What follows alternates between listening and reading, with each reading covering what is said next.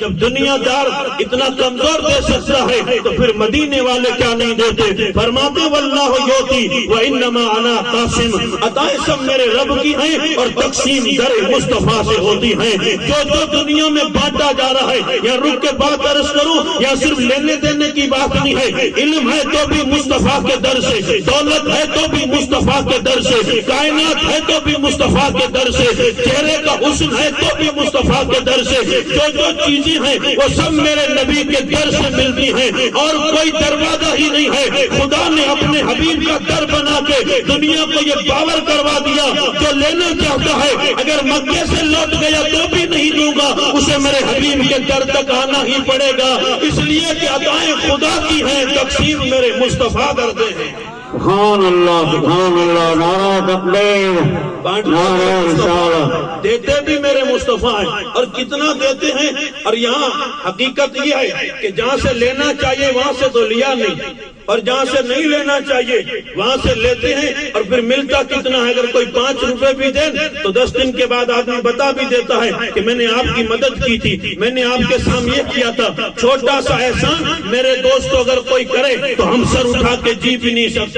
تو پھر دنیا داروں سے مانگنا بھی کیا ہے؟ مانگنا ہے تو مدینے والے سے مانگو، جو کہتے ہیں کہ میرے آقا تاجدار مدینہ کی بارگاہ میں جو پہنچا اس کا حال کیا ہے، اس کی زندگی کا حال کیا ہے، کہ جو گدا دیکھو لیے جاتا ہے توڑا نور کا، نور کی سرکار ہے کیا اس میں توڑا نور کا؟ تیری نسل پاک میں ہے بچہ بچہ نور کا، تو ہے عین نور تیرا سب گھرانہ نور کا۔ یاد رکھیے گا یہ میرے مصطفیٰ کا دربار ہے کہ جو مانگنے آتا ہے اسے دیتے بھی ہیں، اور اتنا دیتے ہیں کہ قیامت کی صبح تک اس کی نسلیں کھاتی رہتی ہیں، اس کے گھر میں کبھی ختم نہیں ہوتا۔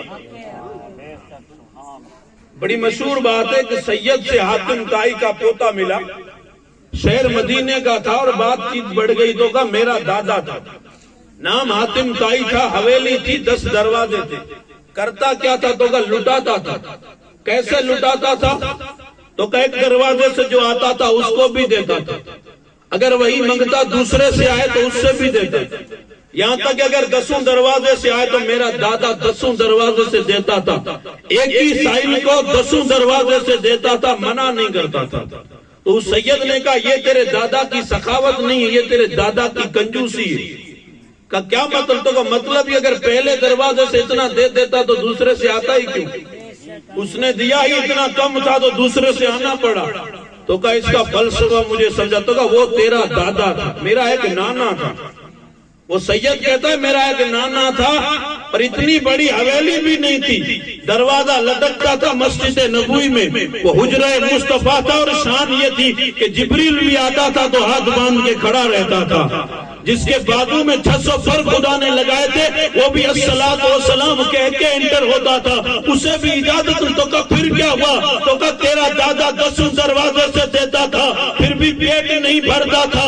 ایک میرا نانا تھا، نام محمد عربی تھا، ایک ہی دروازہ تھا، اور جو مانگنے آتا تھا اتنا دیتا تھا کہ پھر اسے قیامت تک اس کی نسلوں کو بھی ضرورت نہیں رہتی ہے۔ کس نے دیا، کتنا دیا؟ وہ ذات میرے مصطفیٰ کی تھی۔ اب پلٹ کے آ جائیے، ابو بکر آ رہے ہیں تو تاجدار صداقت بنا کے لوٹا دیا، عمر آ رہے ہیں تو امام العادلین بنا دیا، عثمان آئے ہیں تو ذوالنورین کا منصب عطا کر دیا، مولا کائنات آ رہے ہیں تو فاتح خیبر شیر خدا بنا دیا، حسن مجتبی آ رہے ہیں تو امامت کا تاجدار بنا دیا، حسین ابن علی آ رہے ہیں تو شہادت کا امام بنا دیا۔ تو اس بارگاہ میں جو بھی لینے آتا ہے اسے اتنا ملتا ہے، اتنا ملتا ہے کہ قیامت تک اس کی نسلیں کھاتی رہتی ہیں، کبھی اس کے دروازے پہ کمی ہی نہیں آتی ہے۔ لیکن مانگنا اسی سے چاہیے، اور وہیں جانا چاہیے، اور وہیں سے لینا چاہیے۔ شادی ہو رہی ہے، شادی کا طریقہ بھی کہاں سے لینا چاہیے؟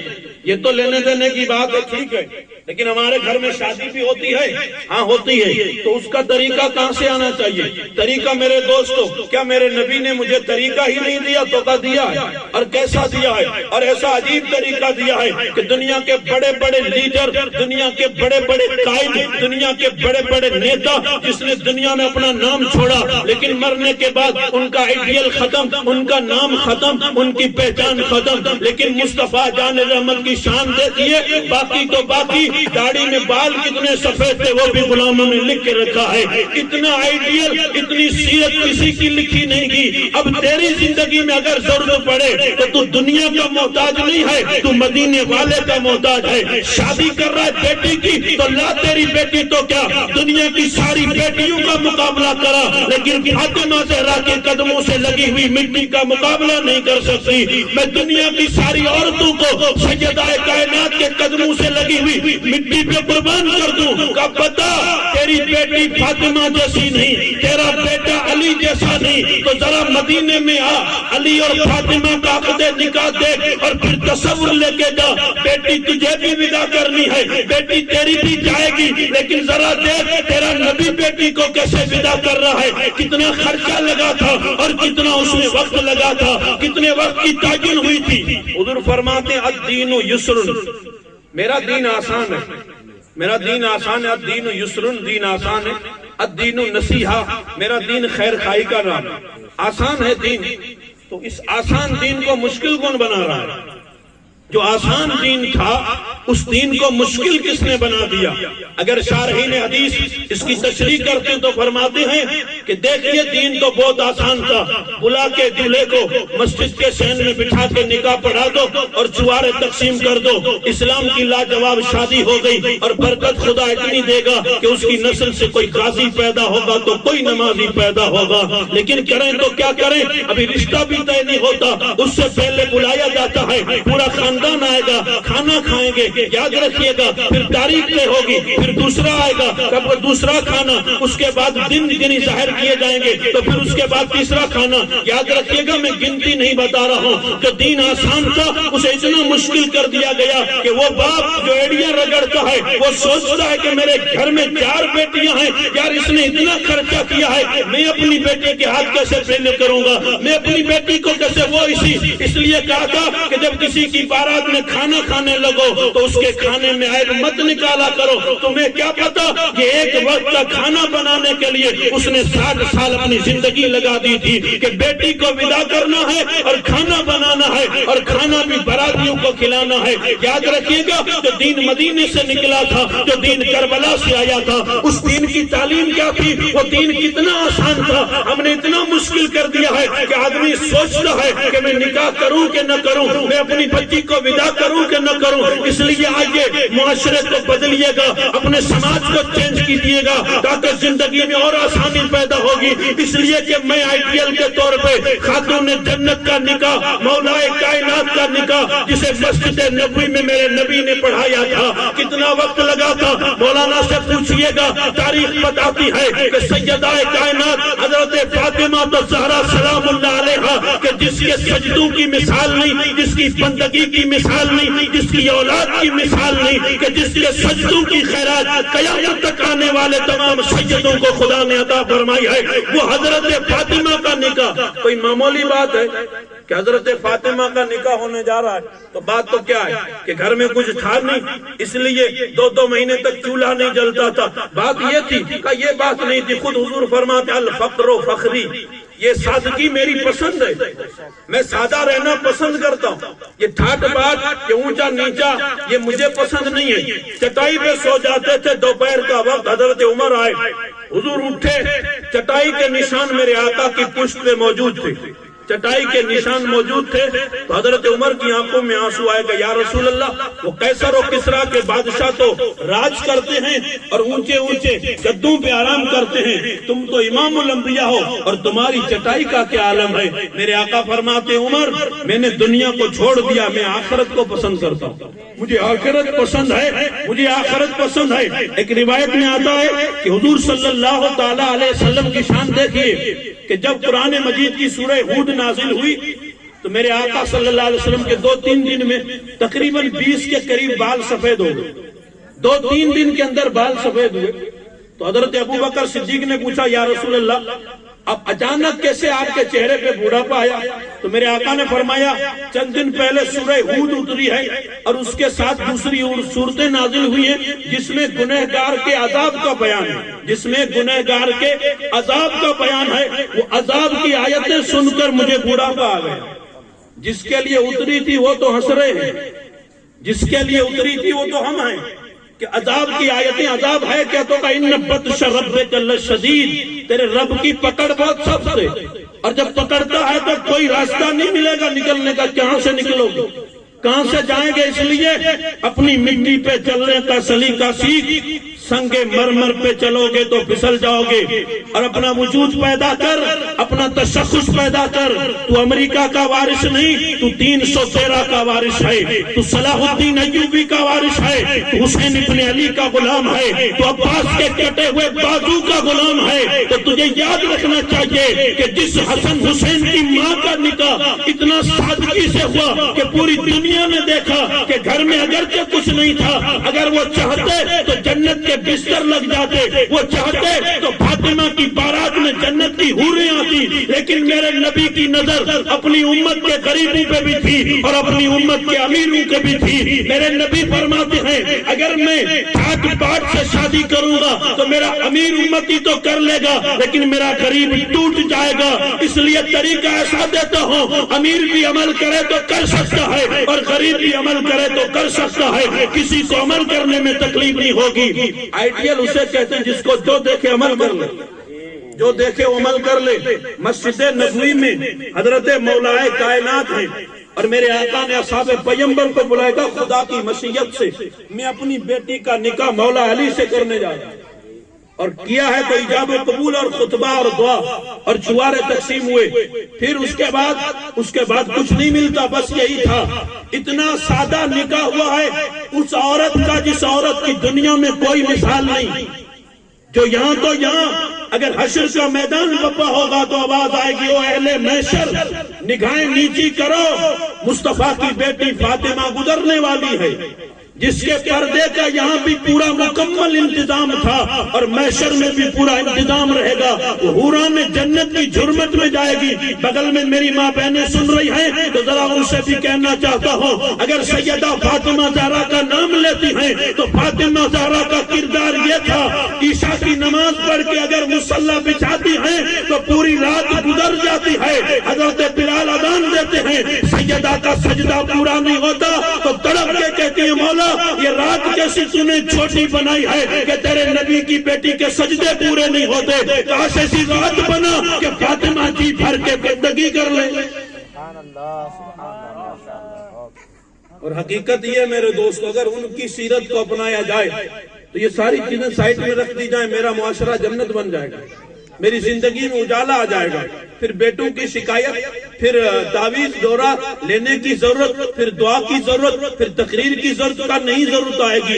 اسی گود میں بٹھا کے جب ماں دودھ پلائے گی اور سامنے خدا کا قرآن پڑھے گی تو اثر اتنا ہوگا، یاد رکھیے گا، پھر زندگی پوری بدل جائے گی۔ زندگی کیسے بدلے گی؟ زندگی ایسے بدلے گی کہ اس کے کردار میں مولا کائنات سیدہ کائنات فاطمہ الزہرا سلام اللہ علیہا جو میرے نبی کی لاڈلی بیٹی تھی، ان کی شادی کا طریقہ اگر رائج کر لیا جائے تو میرے نبی صلی اللہ تعالیٰ علیہ وسلم نے جو بتایا تھا وہ طریقہ اگر دیکھ لیا جائے تو ایسا طریقہ دنیا میں اور کوئی آپ کو دے نہیں سکتا جو طریقہ میرے نبی نے دیا۔ اتنی سادگی کی بنیاد پہ جو نکاح مکمل ہوا ہے، اب جو اولادیں آئی ہیں ان اولاد کو دنیا حسن اور حسین کہتی ہے۔ کسی نے کہا حسین نے کربلا میں حق ادا کر دیا، میں کہتا ہوں بے شک حسین نے کربلا میں حق ادا کیا ہے، لیکن پہلے فاطمہ نے مدینے میں دودھ پلانے کا بھی حق ادا کیا ہے۔ فاطمہ تھی تو بیٹا حسین ابن علی تھا، اور کنڈیشن یہ تھی کہ سر تن سے جڑا تھا تو بھی قرآن پڑھ رہا تھا، اور کاٹ دیا گیا تو نیزے کی نوک پہ بھی قرآن پڑھ رہا تھا، اور بتا رہا تھا کہ اس راز سے واقف ہیں زمانے والے کہ زندہ ہے محمد کے گھرانے والے، اور قرآن کہتا ہے مرتے نہیں خدا والے، یہ شان رکھتے ہیں دنیا میں مصطفیٰ والے۔ اور ہوائے کفر نے ٹھہری تو دیکھنا ایک دن نکل پڑیں گے زمینوں سے کربلا والے۔ نعرہ تکبیر، نعرہ رسالت، سبحان اللہ۔ اس راز سے واقف ہیں زمانے والے کہ زندہ ہیں محمد کے گھرانے والے، اور قرآن کہتا ہے مرتے نہیں خدا والے، یہ شان رکھتے ہیں دنیا میں مصطفیٰ والے، اور ہوائے کفر نہ ٹھہری تو دیکھنا ایک دن نکل پڑیں گے زمینوں سے کربلا والے۔ آج کفر جو دھمکیاں دے رہا ہے، کفر جو مارنے کی پلاننگ بنا رہا ہے، کفر جو ہمیں پیسنے کے ناپاک منصوبے بنا رہا ہے، ہماری مسجدوں میں قبضہ کرنا چاہتا ہے، کفر اگرچہ بے خبر ہے، ہمارے پلے تو کچھ نہیں ہے، ہمارے پاس تو عمل بھی نہیں ہے، لیکن ہم نام ان کا لیتے ہیں، اللہ کی بارگاہ میں دعا بھی کرتے ہیں کہ وہ وقت بھی آئے گا کہ اللہ تعالیٰ کسی صلاح الدین کو ضرور بھیجے گا، اللہ کسی ہند الولی کو پھر سے بھیجے گا، کسی غریب نواز کو بھیجے گا، اس لیے کہ کفر کی دھمکیوں میں وہ تاثیر نہیں ہے جو لا الہ الا اللہ محمد رسول اللہ میں تاثیر ہے۔ یہ زندہ نبی کا کلمہ پڑھنے والی یہ زندہ امت اگر آج پلیٹ فارم پہ آ جائے اور اس نبی سے وفا کر لے تو میرے دوستوں آج تو کروڑوں ہیں، ووٹنگ ہوتی ہے، الیکشن ہوتا ہے، لوگ پھر بھی دبانا چاہتے ہیں، ہم اگر مٹھی بھر بھی تھے تو بھی دنیا ہمارے سامنے ٹھہر نہیں سکتی تھی، دنیا آگے نہیں بڑھ سکتی تھی۔ اقبال نے تڑپ کے کہا دی کبھی اذان یورپ کے کلیساؤں میں، کبھی افریقہ کے تپتے ہوئے صحراؤں میں، دشت و دشت ہے دریا بھی نہ چھوڑے ہم نے، بحر ظلمات میں توڑا دیے ہیں گھوڑے ہم نے، وہ ہندوستان کی سرزمین، وہ انا ساگر کا کنارہ جسے غریب نواز نے کھڑے ہو کے اللہ اکبر کی صدائیں لگائی تھی، پورا کفر آ کے کھڑا ہوا تھا کہ اے بابا یہاں سے لوٹ جا۔ شہاب الدین غوری کے سپاہی نکلے مغرب کی نماز پڑھ کے، حضرت غریب نواز بیٹھے تھے، کہا بابا کیا لینے آئے ہو، ہم یہاں کتنے دنوں سے لڑتے ہیں، ان لوگوں نے ٹھہرنے نہیں دیا۔ تو ہند الولی نے جواب دیا تھا تم تلوار لے کے آئے تھے ہارنے کے لیے، میں قرآن لے کے آیا ہوں قیامت کی صبح تک رہنے کے لیے۔ تلوار والے چلے گئے، قرآن والا کل بھی سو رہا تھا، آج بھی سو رہا ہے اور قیامت تک سوتا رہے گا۔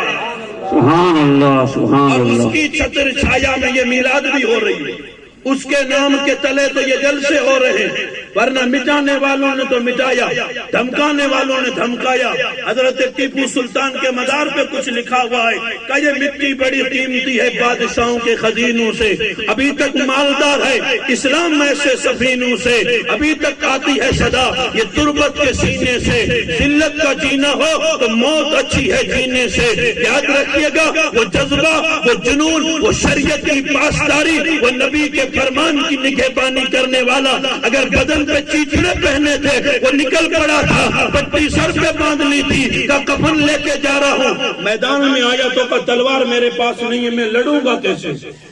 تو کہ حضور کی بارگاہ میں چلیے کچھ نہ کچھ انتظام ہو جائے گا۔ صحابی کا نام ہے حضرت عکاشہ، کہا یا رسول اللہ بہت کوشش کی جاؤں دشمن کا مقابلہ کروں لیکن میرے پاس تلوار ہی نہیں ہے، لڑوں گا کیسے؟ کھجور کی کچی شاخ پڑی تھی اٹھا کے دی کہ جا اور اس سے جا کے لڑائی دے، یہی تیرے لیے کافی ہے۔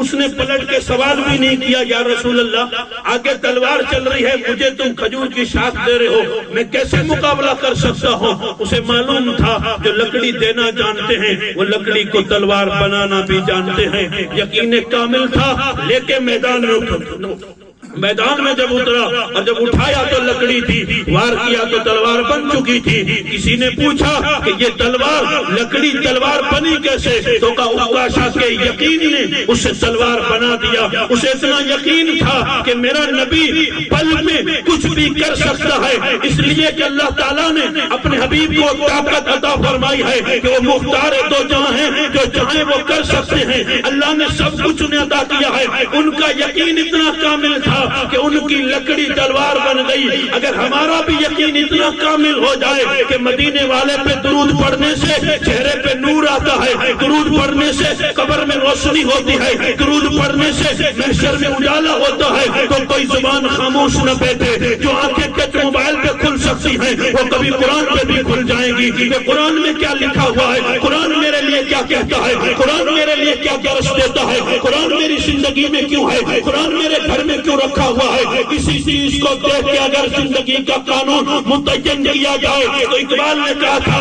اگر در سے قرآن ہم نے بھلایا نہ ہوتا تو زمانے نے یہ زمانہ ہمیں دکھایا نہ ہوتا۔ وہ معزز کے زمانے میں مسلمان ہو کر ہم خوار ہوئے ہیں، تاریخ قرآن ہو کر اگر جھلک دیکھنا چاہتے ہو تو 313 کی پوری اولاد دنیا میں موجود ہے، سامنے مقابلہ کرنے والا پورا کفر مر گیا تھا، 313 آج تک چل رہے ہیں۔ کیا مطلب تھا؟ پھر بدر کا میدان ختم ہوا تو عہد کا میدان لگا تھا، پھر خیبر کا میدان لگا تھا، پھر خندق کا میدان لگا تھا، اور خندق کا میدان اتنا عجیب تھا کہ صحابہ آئے حضور کی بارگاہ میں، بھوک نے اتنا ستایا تھا، اپنے پیٹ سے کپڑا اٹھایا کہ بندہ نواز دیکھو ہمارے بھوک اتنی لگی ہے کہ پیٹ پہ پتھر باندھ کے آئے ہیں۔ میرے نبی نے کپڑا اٹھایا کہ تو نے ایک پتھر باندھا ہے، تیرے نبی نے 2 پتھر باندھے ہیں۔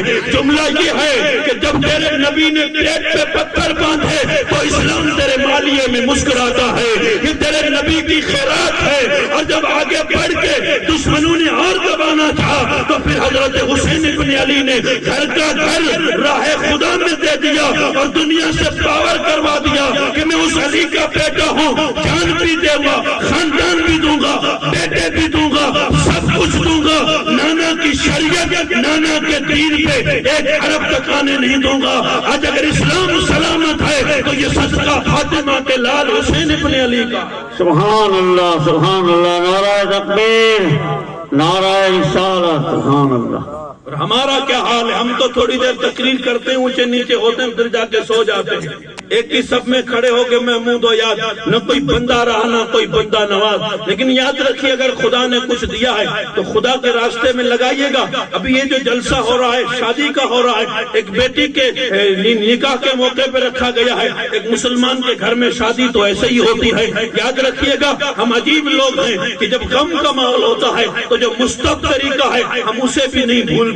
سفید کپڑا میت کو پہنانا یہ مستب طریقہ ہے، ہم کبھی نہیں بھولتے، ہمیشہ سفید ہی کپڑا دیتے ہیں۔ غم کا موقع ہو تو میرے دوست ہم مستب نہیں بھولتے، اور جب خوشی آتی ہے تو ہم خدا کا فرض بھول جاتے ہیں۔ اس لیے مسلمان وہ ہے غم میں بھی نبی یاد رہے تو خوشی میں بھی نبی یاد رہے، غم میں بھی نبی یاد رہے تو خوشی میں بھی نبی یاد رہے۔ ورنہ یاد رکھیے گا خدا دینا جانتا ہے، وہ خدا لینا بھی جانتا ہے۔ آدمی بڑھتا ہے تو کبھی 0 ہوتا ہے اور 0 سے اٹھتا ہے تو 100 تک چلا جاتا ہے، اس لیے کہ اس کی شان یہ ہے وہ تخت والے کو تختے پہ لے آتا ہے۔ بڑے بڑوں کو اللہ تبارک و تعالیٰ نے دنیا کے سامنے یہ نظارے ہم نے کئی دیکھے ہیں، اور بڑے بڑے لوگوں کو دیکھا ہے، اس لیے کہ یہ لوگ یہاں نہیں سمجھتے۔ پھر قرآن کہتا ہے کہ ان کی زندگی کو خدا کل تنگ کرے گا، اور جب قبر میں زندگی تنگ ہو جائے گی تو پھر حال کیا ہوگا۔ اس لیے یہاں پہ اپنی دنیا میں رہ کے کام ایسا کرنا چاہیے کہ اللہ بھی راضی ہو، اللہ کا رسول بھی راضی ہو، تاکہ آنے والے میرے بچوں کی جو نسل بڑھنے لگی ہے، اب جس کی میں بنیاد رکھ رہا ہوں وہ بنیاد اتنی خوبصورت ہو کہ اس بنیاد میں پیغمبر کا ذکر، نبی کی آل کا ذکر، نبی کے اصحاب کا ذکر رکھ دیا جائے۔ جس دیوار کی پہلی اینٹ سیدھی ہوگی وہ دیوار پوری سیدھی بنے گی، اور پہلی اینٹ ہی ٹیڑھی رکھو گے تو پوری دیوار ہی ٹیڑھی بنے گی۔ اگر اپنے بچوں کے نکاح میں پہلے دن سے ہی تم نے نبی کا ذکر رکھا اور اہل بیت کا ذکر رکھا، حضور کے دیوانے کا ذکر رکھا، تو یاد رکھیے گا یہ وہ بنیاد ہے کہ اس بنیاد سے شادی مبارک بن جاتی ہے، اور آنے والی نسلوں میں خدا وہ برکت عطا فرماتا ہے کہ دنیا حسرت کی نگاہوں سے دیکھے گی کہ ایک گلاس پانی پلا کے نکاح کر دیا تھا، نبی کی نعت پڑھی تھی، نبی کا ذکر کیا تھا، تو خدا نے وہ رحمتوں کا نزول کیا ہے کہ جس کی دنیا میں الحمدللہ بھی شہرت رہے گی، قبر میں بھی شہرت رہے گی، محشر میں بھی شہرت رہے گی۔ اس لیے آدمی کو تھوڑی بات پہ پھولنا نہیں چاہیے، جو دیا ہے وہ سب خدا نے دیا ہے، سب اللہ کی عطا ہے، میرے رب کا کرم ہے۔ آج میں بھی اگر تقریر کر رہا ہوں تو میں یہ نہ سمجھوں کہ سدا بہار ایسے ہی چلتا رہے گا، نہیں میرے دوستو، یہ خدا کی نعمت ہے، جب ناشکری ہوتی ہے تو خدا چھین لیتا ہے۔ اللہ تبارک و تعالیٰ قرآن میں فرماتا ہے ان شکرتم لازیدنکم، جو میری نعمت کا شکر کرتا ہے اسے میں بڑھا کے دیتا ہوں، اور جو کفران نعمت کرتا ہے اس کو میں دردناک عذاب دیتا ہوں۔ اور کیسا دردناک عذاب؟ ایسا دردناک عذاب دیتا ہوں کہ نسلیں بھی یاد رکھتی ہیں۔ عذاب دیا تھا اللہ تبارک و تعالیٰ نے، آج 400 سال کیا کئی ہزاروں سال بیت گئے، میوزیم میں فرعون کی لاش رکھی ہوئی ہے، وہ صرف عبرت کے لیے رکھی ہوئی ہے۔ دنیا والوں، یہ وہ انسان تھا جو آسمان میں تیر مارتا تھا اور کہتا تھا انا ربکم الاعلی، میں خدا ہوں، مجھے سجدہ کرو، مجھے سجدہ کرو۔ لیکن پھر حال کیا ہوا؟ موجوں میں دریائے نیل میں خدا نے ایسا کر دیا کہ آج تک اس کا جنازہ رکھا گیا ہے کہ دنیا والوں دیکھو، جو 600 سال کرسی پہ بیٹھ کے حکومت کرتا رہا، اس کے جنازے کو کیڑے کھا رہے ہیں، تو تمہاری اوقات کیا ہے؟ تو پھر تم کب امر بنو گے؟ تو امر بننے کا، کامیاب بننے کا صرف ایک طریقہ ہے کہ دل کھول کے اپنے نبی سے وفا کر لے۔ زمین پر رہے گا تو زندہ ہے، زمین میں جائے گا تو بھی زندہ رہے گا۔ نعرہ تکبیر، نعرہ رسالت، نعرہ رسالت، نعرہ حیدر۔ زمین میلی نہیں ہوتی، زمن میلا نہیں ہوتا، محمد کے غلاموں کا کفن میلا نہیں ہوتا۔ ذرا پلٹ کے اسی مدے پہ آ جہاں تیری غلامی کی ابتدا ہوئی تھی، جہاں سے شروعات ہوئی تھی۔ وہ بادام اور اخروٹ کی طاقت نہیں تھی، وہ لا الہ الا اللہ محمد رسول اللہ کی طاقت تھی۔ شاہ زمن، آفتاب نبوت کی دلکش کرن، مولا کائنات نے جو خیبر کا دروازہ اکھاڑا تھا، ایک دن کوفے کی مسجد میں بیٹھے روٹی چبا رہے تھے، کسی نے آ کے کہا لگتا ہے تم مولا علی ہو؟ تو کہا میں مولا علی ہوں۔ تو کہا تم تو روٹی بھی نہیں چبا سکتے، میں نے تو سنا ہے تم نے باب خیبر کو اکھاڑ دیا تھا۔ تو میرے مولا نے جواب دیا تھا وہ خیبر کو اکھاڑا تھا، وہ میرے ایمان کی طاقت سے اکھاڑا تھا، اور جو روٹی چبا رہا ہوں وہ دانتوں کی طاقت سے چبا رہا ہوں۔ اگر باب خیبر اب بھی ہو تو سامنے لا، علی ابھی اٹھانے کے لیے تیار ہے، ابھی لا، ابھی اٹھانے کو تیار ہے۔ وہ طاقت کون سی تھی؟ وہ طاقت دوست بادام اخروٹ سے نہیں آتی، وہ طاقت لا الہ الا اللہ سے آتی ہے۔ جب دل میں وہ یقین ہو کہ میں جس کا کلمہ پڑھتا ہوں وہ میرا نبی ہے، وہ کل بھی موجود تھا، وہ آج بھی موجود ہے، وہ ہمیشہ موجود ہے۔ میرے نبی کی ذات کل بھی زندہ ہے، آج بھی زندہ ہے۔ جب یہ یقین ہو جائے تو میرے دوستوں ہم گناہ کر ہی نہیں سکتے۔ اگر گناہ کرتے ہیں تو یقین میں کمی ہے، ہم نے یقین کو ڈاماڈول کر دیا۔ اگر یقین کامل ہو تو میرے دوستوں ان کا حال کیا تھا، ان کا انداز کیا تھا، ان کی زندگی کیا تھی کہ جنگ احد ہونے جا رہی تھی تو صحابی آئے کہ ہم دعا کریں گے، تو کہا دعا کون سی کرنی ہے؟ ایک صحابی کا نام حضرت عبداللہ بن جہش ہے، دوسرے کا نام سعد بن ابی وقاص ہے، اور یہ تھا کہ ہم دعا کرتے ہیں کل جنگ ہونے والی ہے، ایک دن پہلے دعا کرتے ہیں۔ تو کہا میں دعا کروں گا تو آمین کہنا، تو دعا کرے گا تو میں آمین کہوں گا۔ ٹھیک ہے، اب دعا کیا کرتے ہیں؟ ایک نے دعا کی کہ مولا کل میرا مقابلہ کسی پہلوان کافر سے ہو، کسی ہلکے سے نہ ہو، اور پھر میں اس کو مار دوں۔ پھر حضرت عبداللہ بن جہش نے کہا آمین۔ پھر حضرت عبداللہ دعا کرتے ہیں مولا میرا بھی مقابلہ کسی پہلوان سے ہو، اور پھر میں تیری راہ میں اس کو مار دوں، اسے ختم کر دوں، اسے واصل جہنم کروں، اور پھر میں بھی تیری راہ میں اس طرح کٹ جاؤں کہ میرے جسم کا مسئلہ کر دیا جائے، میرے جسم کے آدھا کاٹ دیے جائیں، اور اسی طرح میں میدان حشر میں اٹھوں، اور جب تو مجھ سے پوچھے میرے بندے یہ کیا کیا ہے تو میں عرض کر دوں گا فیک اللہ و فی رسول اللہ، یہ سب اللہ کے لیے اور اللہ کے رسول کے لیے کیا ہے۔ اقبال نے کہا تھا خود ہی کو کر کو نہ لدنا، ہر تقدیر سے پہلے خدا خود بندے سے پوچھے بتا تیری رضا کیا ہے۔ کرنے کے لیے، جان دینے کے لیے، سر قربان کرنے کے لیے جو دعائیں کرتے تھے، یاد رکھیے گا تم ان لوگوں کے وارث ہو، تم ان فلمی ایکٹروں کے وارث نہیں ہو، تم ان بڑے بڑے لوگوں کے وارث نہیں ہو، تمہارے وہ لوگ تھے جو چیچڑے پہنتے تھے، جن کو 3 دن پانی تک نہیں ملا تھا، لیکن آخری سجدہ کر کے دنیا کو بتا دیا تھا کہ تیری آبادی مارکیٹ سے نہیں، تیری آبادی خدا کے گھر مسجد سے ہے۔ مسجد آباد کر، تو بھی آباد ہو جائے گا، تیری نسلیں بھی آباد ہو جائیں گی، اور شادی کی بنیاد اتنی مضبوط بنا کے رکھ کہ آنے والے لوگ یاد کریں یار آج کوئی گزرنے والا گزرے تو کہے دیکھو یار